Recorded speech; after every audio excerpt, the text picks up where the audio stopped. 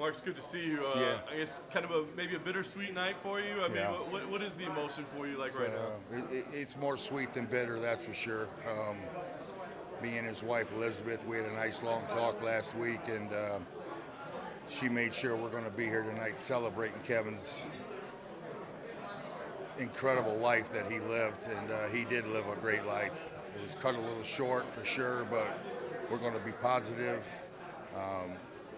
And I'm just grateful to be here because obviously he was my best friend, my partner. We did everything together. I do miss him a lot, but I know Kevin wants me to stay strong and accept this award with honor for him.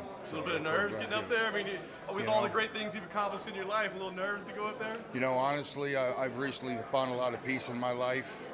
Something like this would normally have me shaking and buckling and terrified, but I feel good. I feel good. I'm confident it's going to go up there and talk about my friend, and it's not going to be too bad. Awesome. So the Pioneer Wing, it's a great thing, right? Because I think it helps educate newer fans that didn't really know, that weren't around to watch this era. So as a fighter, what would you tell people was special about Kevin Randleman? Just probably the most athletic fighter ever in the history of the sport. We don't want to make any excuses, but Kevin had many injuries. We all do, but it really held him back from showing some of the things. But when he was on fire, when he was amazing, when he was in shape, he was hard to beat. Just ask Crow Cop, and he came within a quarter inch of killing the great Fedor. And I told him he should start using knees to the head more from the north-south position. That was my go-to. And well, Kevin's the type of guy that he's not just going to knee you with one leg.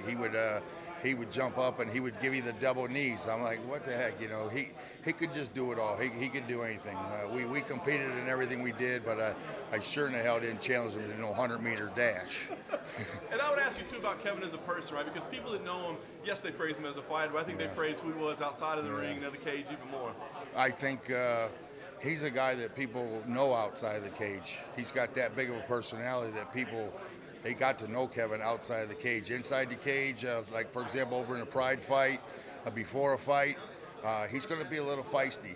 Actually, he's going to be a lot feisty.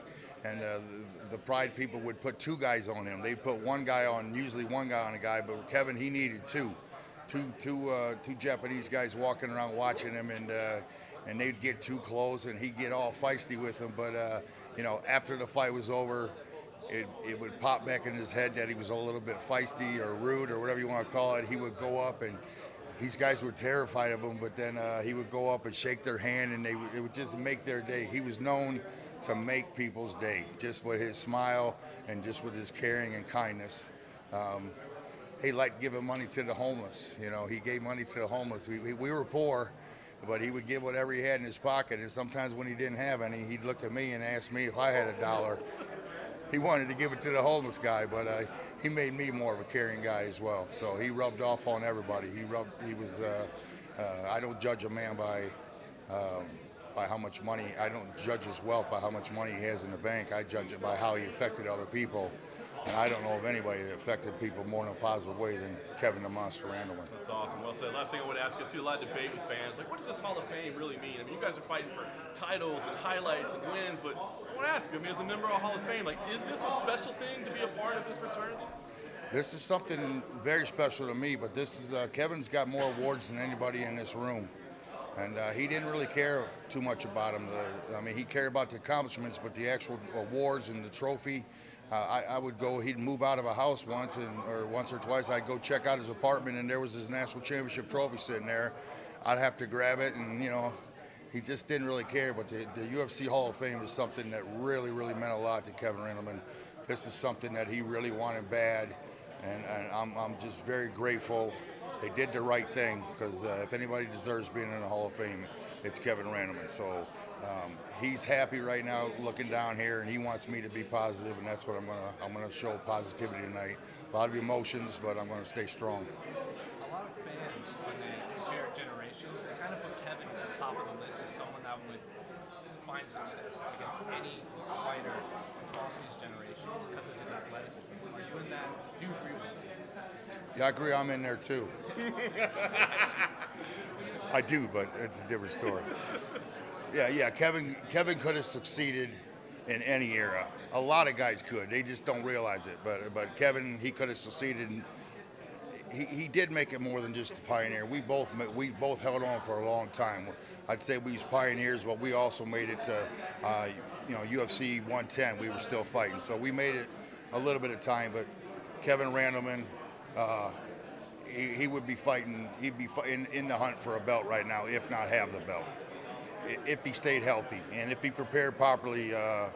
The man was really hard to beat. Is there anyone not in the Pioneer Hall of Fame that you think should get in there at some point? I think there's a lot of guys. I'm not going to single out any one person. There's a lot of guys, but